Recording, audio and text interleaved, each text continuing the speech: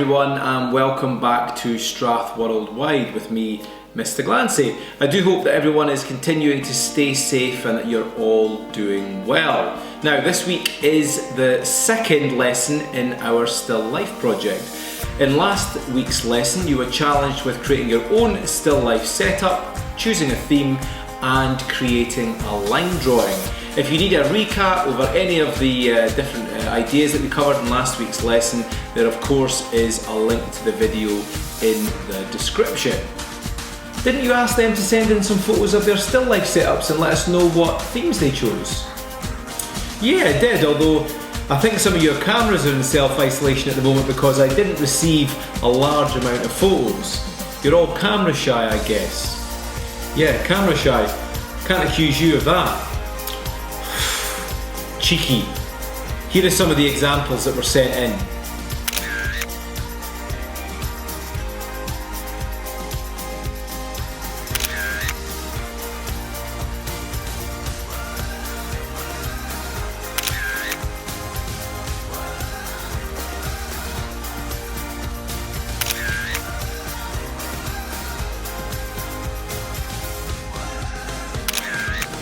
Some good examples there.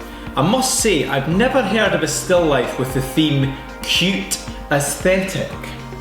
I've been told quite a few times that I have a cute aesthetic. Yeah, by mum. No.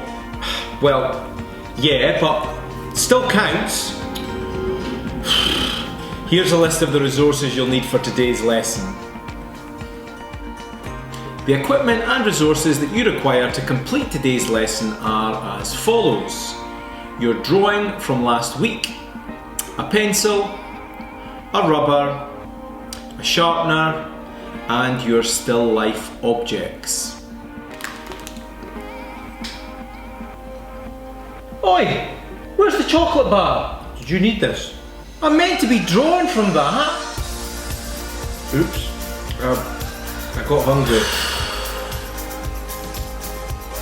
Just in case you can't work from any of the objects you were drawing from last week, just refer to your photograph and it's fine to work from that. As a starter for today's lesson, practice making a tonal scale on a scrap piece of paper. Use lots of pressure and shade in with a very dark tone to start. As you move right or left, depending on which hand you write with, gradually release the pressure and create a lighter, softer tone. It should look like a gradient of dark to light. Top tip number 1, how to get started. Start applying tonal shading.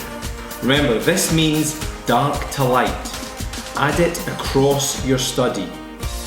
Remember to add more pressure for darker areas and less pressure for lighter areas. Use your tonal scale to help you blend shade from dark to light in a gradient style. This will make your objects look far more realistic and 3D. Top tip number 2, how to tackle tricky details such as labels or packaging. If your still life objects have tricky details such as packaging or labels and you are worried about these, you can just simply leave them out. Just concentrate on adding tonal shading throughout your still life study. They will still look accurate and three-dimensional as long as you're following the other rules.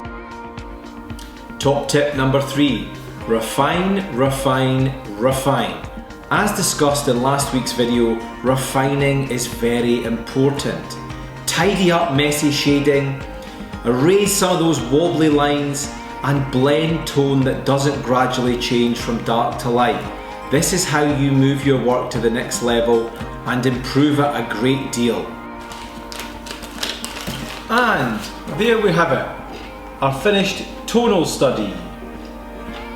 Wow, that's really good. Where's your one? Oh, oops, I got hungry again.